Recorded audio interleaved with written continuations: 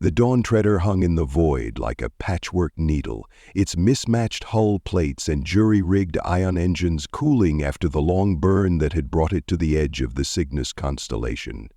Captain Patrick Pope stood on the observation deck, his weathered face illuminated by the soft blue glow of distant stars, a cracked mug of synthetic coffee clutched in his calloused hands. The small silver cross that hung around his neck caught the starlight as he gazed outward. 20 years in deep space had taught him that the universe was vast and filled with wonders, but also with deceptions and false idols that led sentient beings astray. "Captain," came the gravelly voice of his XO through the comm, which crackled with the persistent static they'd never managed to fix. "Dunav is throwing a fit in astrometrics, says it's urgent." Pope sighed and took a final sip of the bitter coffee.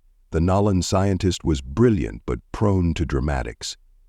"On my way." He paused briefly at the small altar he kept in his quarters, touching the ancient leather-bound Bible, a family heirloom passed down through generations of popes, before heading to astrometrics. The ship's corridors were filled with the controlled chaos typical of the Dawn Treader's eclectic crew.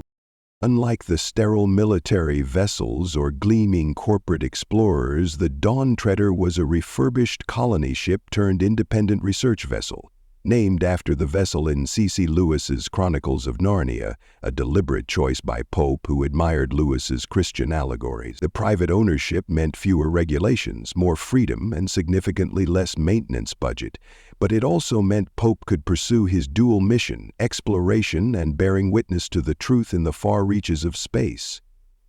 Jenkins, the ship's engineer, was lying half inside a maintenance shaft, cursing colorfully at an exposed bundle of wires. 2 decks down, Rosa and Decker would be tending to the hydroponic garden that provided both oxygen and fresh food, though Rosa's experimental peppers had given the entire crew heartburn last month. In the mess hall, Doc Sabini was probably trading medical supplies with Yeshi, their quartermaster, in exchange for the latest batch of engine room moonshine. A free-spirited crew for a free-flying ship, bound together by respect for their captain's leadership, if not always his faith. Dunav was hunched over a console when Pope entered the astrometrics lab, his 4 arms moving frantically across the controls. The pattern of luminescent spots along his cranial ridge was pulsing rapidly, a sign of extreme agitation among his species. The lab itself was a hodgepodge of high-end equipment Pope had splurged on and salvaged parts held together with ingenious fixes and stubborn hope. "Captain," he chittered, mandibles clicking nervously, "you must alter course immediately. We cannot proceed." Dr. Sanjay Mehta, the ship's senior astrophysicist, and a former university professor who'd left academia after punching his department head, rolled his eyes. His right sleeve was pinned neatly where his arm should have been, lost years ago to an encounter with corporate security. "We've been over this, Dunav. The anomaly is precisely why we're here." "What's the problem?" Pope asked, crossing his arms. Behind him, Ace Kowalski, the ship's pilot, sauntered in, cleaning engine grease from under his fingernails with a pocket knife. His flight jacket was covered in patches from a dozen different planets, most obtained illegally. "Might want to hear this, Captain," Ace said with his characteristic drawl. "Long-range scanners are picking up some weird shit ahead." Seeing Pope's raised eyebrow at his language, he added, "There's some weird stuff, I mean." Dunav manipulated the controls, and the main view screen filled with an image that made Pope's eyes narrow with interest. It appeared to be a massive spherical object, its surface a roiling mass of what looked like organic tissue veined with glowing rivers of energy. "That," Dunav said, his voice dropping to a reverent whisper, "is Excax Nagev, the anomaly?" Pope asked. "The devourer of stars, the endless one, the god my people have feared since before we learned to make fire." Dunav's secondary eyes blinked rapidly. "My people's most ancient texts speak of it, a being that consumes worlds and leaves only void in its wake. The priests of my homeworld would burn me alive for even speaking its true name," Meta snorted. It's a spatial anomaly, possibly a new class of celestial body. Fascinating, certainly, but hardly divine. You do not understand, Dunov insisted, his voice rising to a pitch that made the humans wince. This is no mere celestial body. It is aware. It hungers. And it's approximately the size of Jupiter, interrupted Commander Wei, the ship's tactical officer. Once a promising officer in the Earth fleet, Wei had been drummed out for questioning orders that led to civilian casualties. She'd brought her expertise and an impressive collection of modified weapons to the Dawn Treader 3 years ago. She glanced at the readings. Organic in nature, if these readings are correct. Some kind of massive space-dwelling organism. A space whale? Meta suggested with a grin. A god! Duanav's voice rose to a shriek. My ancestors offered sacrifice to appease it. Entire civilizations have been consumed. We must flee while we still can. Pope studied the readings with an expression of growing resolve, his hand unconsciously moving to touch the cross at his neck. Whatever this thing was, it was directly in their path, and its gravitational field was already affecting the Dawn Treader. More importantly, it was being worshipped as a deity, a false idol leading Dunov's people into darkness and fear. How long until we're in its range? He asked, his voice calm but firm. At current speed, 18 hours, Wei replied. Captain, Ace interjected, I know that look in your eye. We're not equipped for this. The Dawn Treader's tough, but she's no warship. Dunov was practically vibrating with terror. Please, Captain, my people have encountered Xorkax Negev 7 times in our recorded history. Each time worlds died, stars were swallowed. It cannot be reasoned with. It cannot be fought. It can only be avoided or appeased through sacrifice. Pope's jaw tightened at the word sacrifice. He looked at the alien, then back at the screen, his decision already forming. He had no corporate mission parameters, no military orders, just his own moral compass and the freedom to follow where it led. And here was something that had deceived entire civilizations into worshiping it, into offering sacrifices to it. A false god that preyed on fear and ignorance. We maintain course, he decided, his voice taking on the resonant quality that his crew had come to recognize from his occasional Sunday services in the mess hall. But I want a full analysis. I want to know exactly what we're dealing with. And if it's alive, added Decker from the doorway, where he'd silently appeared, his 7-foot frame filling the space, it can die. The former mercenary rarely spoke, but when he did, the crew listened. His cybernetic eye whirred softly as it focused on the screen. Captain! Dunov's voice was anguished.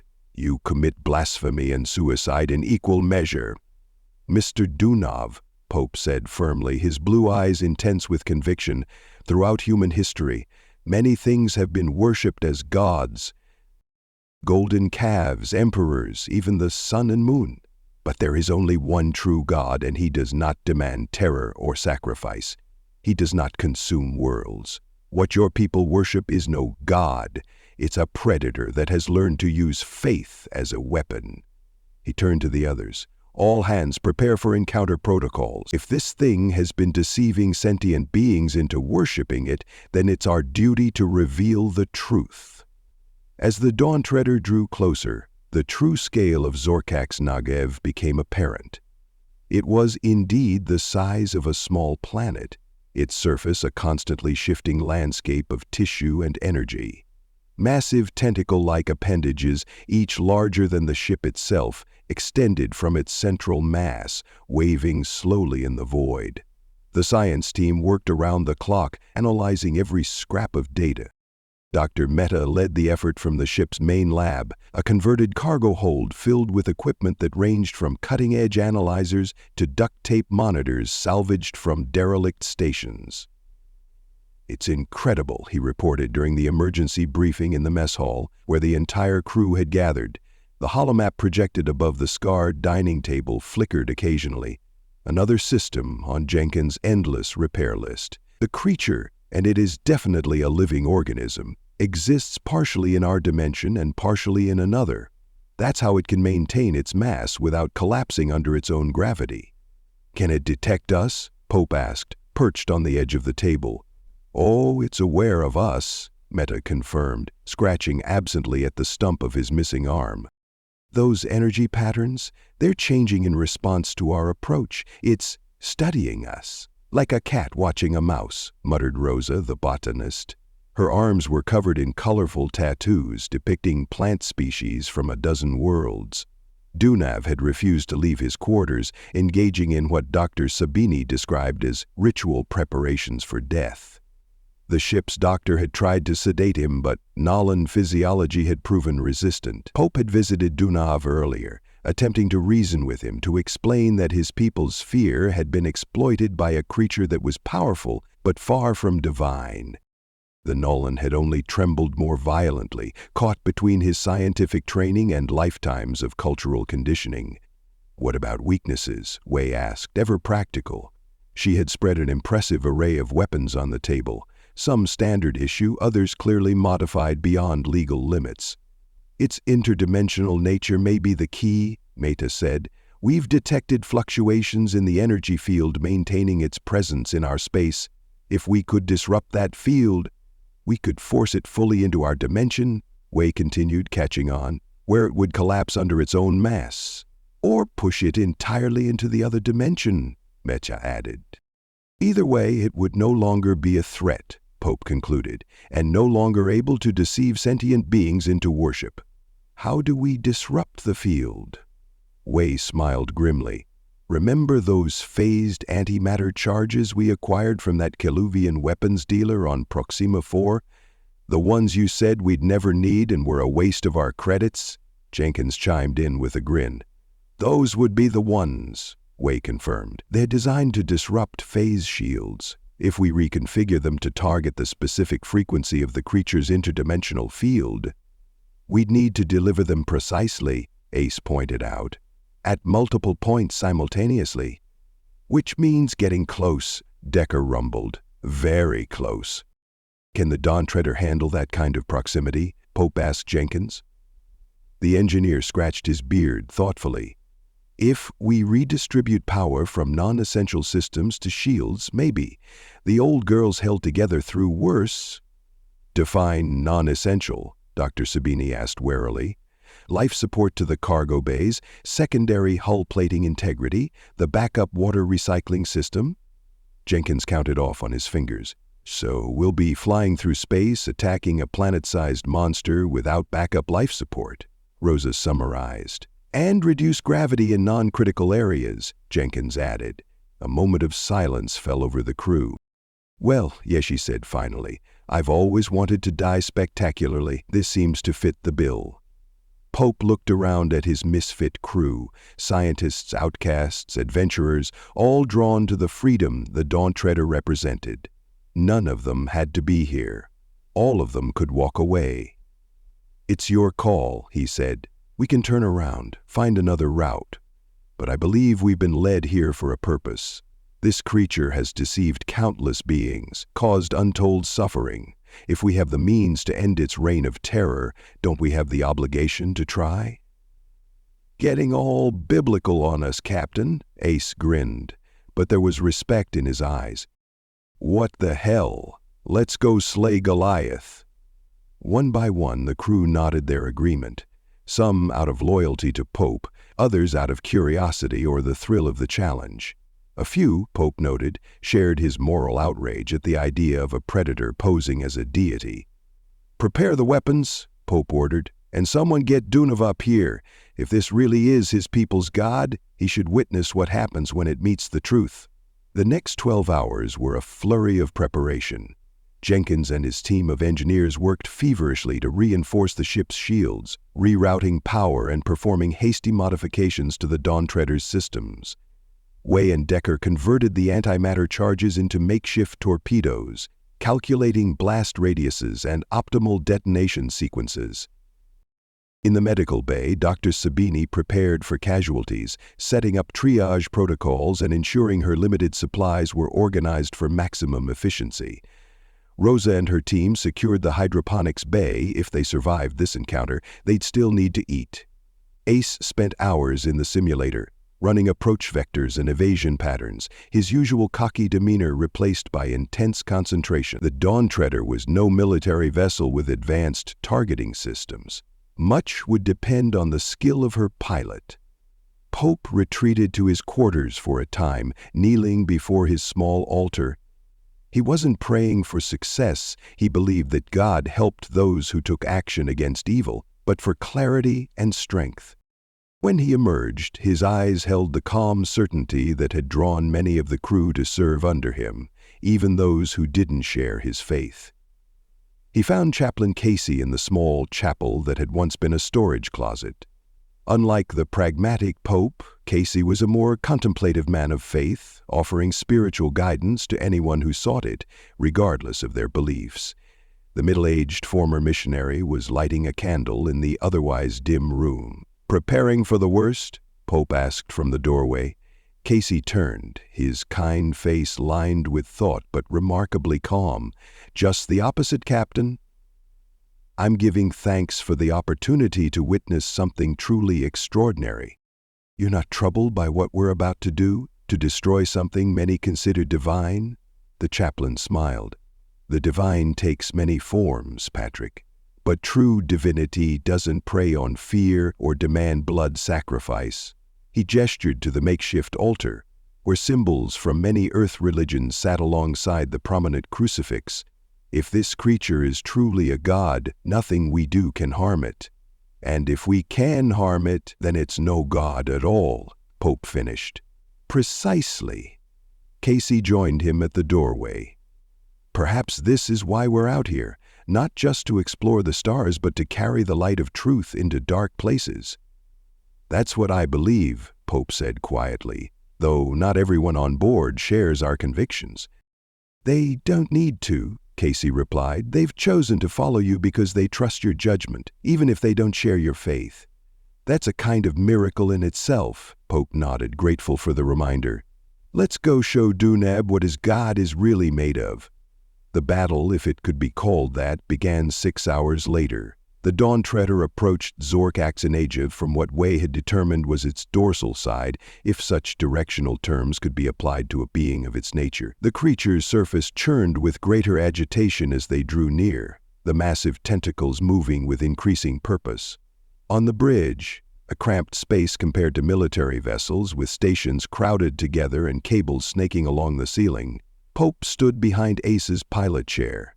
The entire crew was at battle stations, faces illuminated by the eerie glow from the main view screen. Dunav had been brought to the bridge against his will, restrained in a chair to prevent him from interfering with the operation. His eyes were wide with terror and awe. "Blasphemers," he muttered continuously. "The wrath of Zork-Axinajiv will consume us all. You do not understand what you face." "Enlighten us, then," Meta challenged from his science station. "What exactly are we facing? Not mythology, Dunav, facts." The Nolan scientist's mandibles clicked rapidly. "The ancient texts say, Zork-Axinajiv came from beyond the stars when the universe was young. It feeds on life energy, drawn to intelligent civilizations. Some of my people worshipped it, offering sacrifices. Others sought to hide from it. None succeeded in fighting it." "Well, they didn't have us," Ace said, his hands dancing across the controls as he guided the Dawn Treader through a series of complex maneuvers, staying just beyond the reach of the massive tentacles that now actively sought to ensnare the ship. "Energy readings are spiking," Meta reported. "It's definitely reacting to our presence." "Jenkins, shield status," Pope called over the comm. "Holding at 83%, came the engineer's voice, punctuated by the sound of frantic adjustments. "But we're burning through our reserves fast. Whatever that thing's putting out, it's interfering with our systems."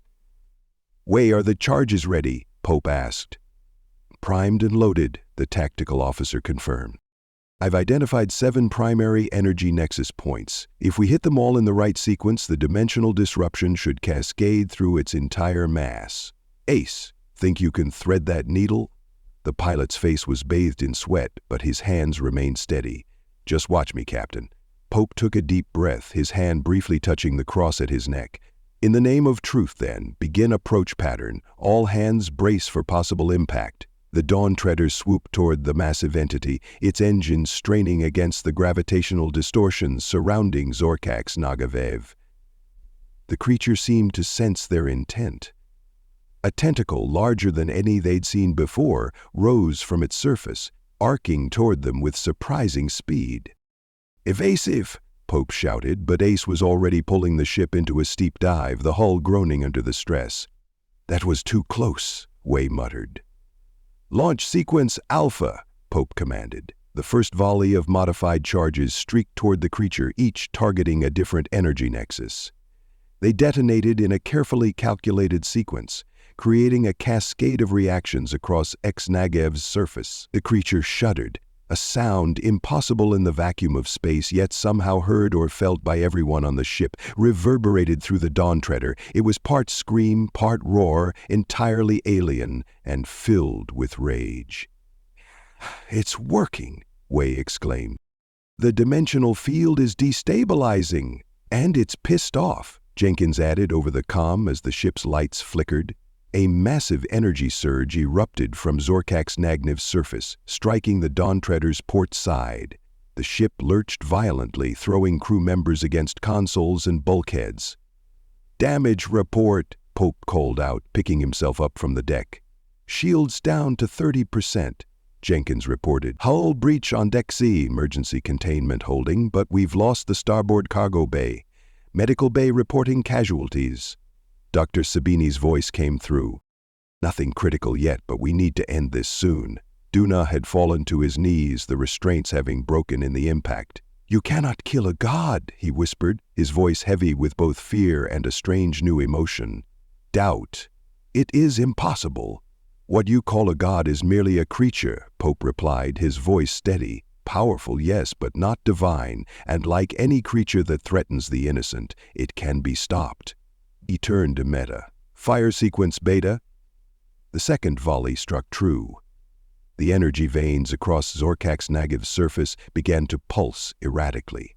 Tears in space-time appeared across its mass, leaking what looked like liquid light. "Captain," Ace called out, "I'm detecting smaller entities being released from the main body. Hundreds of them, maybe thousands." The view screen shifted to show a swarm of creatures emerging from Zorka's Nagev's surface, each the size of a small shuttle with the same organic energy composition as their massive progenitor. "Offspring?" Meta suggested. "Or antibodies," Wei countered. "Either way, they're heading straight for us." "Defensive measures," Pope ordered. "Ace, keep us moving. Don't give them a stationary target." The Dawn Treader's point defense systems, a collection of laser turrets and rail guns that Jenkins had accumulated from various sources over the years, sprang to life, targeting the approaching swarm. The smaller entities exploded into bursts of energy when hit, but there were too many to stop entirely. The first impact came moments later, as one of the creatures attached itself to the Dawn Treader's hull. The ship shuddered as the entity began to phase partially through the outer plating. "It's trying to merge with our systems," Jenkins reported, his voice tight with alarm. "I'm detecting energy intrusions throughout the ship. Isolate key systems," Pope ordered. "Maintain engine control at all costs." "Working on it," Jenkins replied, "but we've got more of them incoming." The battle evolved into a desperate struggle for survival. The Dawn Treader darted and weaved through space, firing continuously at both the swarm of smaller entities and at the primary target whenever they had a clear shot. Ace's piloting skills were pushed to their limits as he executed maneuvers that the ship had never been designed to perform. Inside, the crew fought their own battle against the entities that had managed to breach the hull. Decker led a security team armed with modified phase pistols, hunting the creatures through the corridors. Rosa discovered by accident that the experimental compound she'd been developing to accelerate plant growth had a corrosive effect on the entities when one broke into the hydroponics bay. 4 hours into the battle, the Dawn Treader was severely damaged. Life support was failing in multiple sections, and 3 crew members had been lost. But Zorka's Nagev was weakening as well. Its movements had become sluggish, the tears in its dimensional field growing larger. Parts of it began to collapse inward, while others seemed to fade from existence.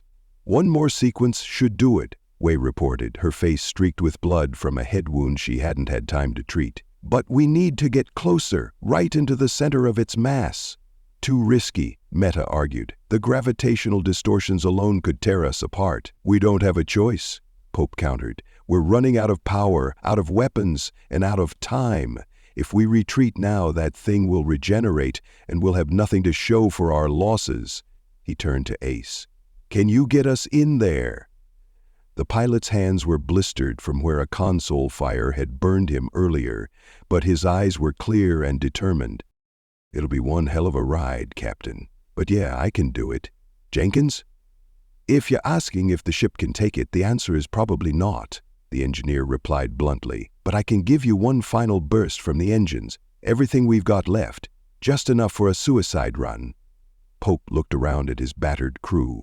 They had come together as misfits and outcasts, finding a home and purpose aboard the Dawn Treader. Now they faced their greatest challenge, and possibly their final one. "All non-essential personnel to the escape pods," he ordered. "With all due respect, Captain," Dr. Sabini replied, "there are no non-essential personnel left. Everyone still standing is needed." Pope nodded, feeling a surge of pride. "Then prepare for final approach. Make every shot count." The Dawn Treader turned toward Zorkax Negev's core, engines flaring with their last reserves of power. The swarm of smaller entities seemed to sense their intent, converging on the ship in a final desperate attempt to stop them. "Point defenses offline," Wei reported. "Switching to manual targeting." The tactical officer and what remained of her team fired continuously from the ship's remaining weapons ports, creating a path through the swarm.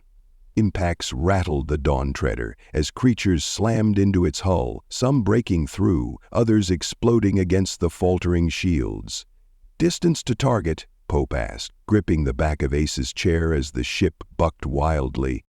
8,000 kilometers, the pilot replied. 7, 6... Dimensional field fluctuations increasing exponentially, Meta reported. "If we're going to do this, prepare final sequence," Pope ordered. "Target all remaining charges on the central nexus." 5,000 kilometers, Ace called out. 4. We're entering the gravity well. The ship groaned around them, hull plates straining against forces they were never designed to withstand. Warning alarms blared from every console. 3,000. We're losing structural integrity in the forward sections. "Hold her together," Pope shouted. 2,000. I can't maintain course much longer. "Weapons locked," Wei reported. "Ready to fire on your command." Dunav, who had been silent for hours, suddenly moved to Meta's side, his forearms working the console with remarkable precision. "There," he said, pointing to a new reading. "The primary consciousness nexus. Target that instead." Meta stared at him in shock. "You're helping us kill your god?" "I am helping you kill a monster," the Nolan replied, his voice steady for the first time since they'd encountered Xorkax Nanage. "No true god desires only destruction." Pope's eyes met Dunav's, a moment of understanding passing between them. "Adjusting targeting parameters," Wei said. "New target acquired." 1,000 kilometers, Ace shouted. "This is it. We're past the point of no return." "Let there be light," Pope said quietly, then raised his voice. "Fire everything we've got."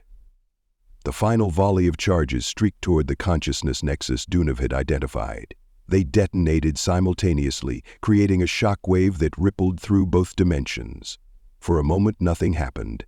Then Zorkax Negnev began to fold in on itself, as if being crushed by an invisible hand. The scream/roar came again, louder this time, filled with something that sounded almost like disbelief. "Get us out of here," Pope ordered. "Trying." Ace's hands flew across the controls. "But we're caught in the collapse." The creature's mass contracted rapidly, energy pouring from the dimensional rifts.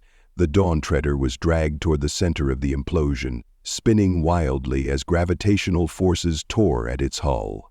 "Divert all remaining power to forward shields," Pope shouted over the cacophony of failing systems.